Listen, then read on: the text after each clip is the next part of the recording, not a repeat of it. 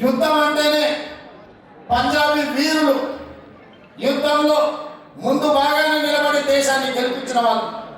ఈరోజు మరి అలాంటి వీరులున్న పంజాబ్ రాష్ట్రం నిర్వీర్యమైపోయి అక్కడి యువత గంజాయి డ్రగ్స్కి బానిసలు అవుతున్నారు అని అంటే ఇది ఎంత వేగంగా మనల్ని కబలిస్తుందో ఒకసారి ఆలోచన చేయండి.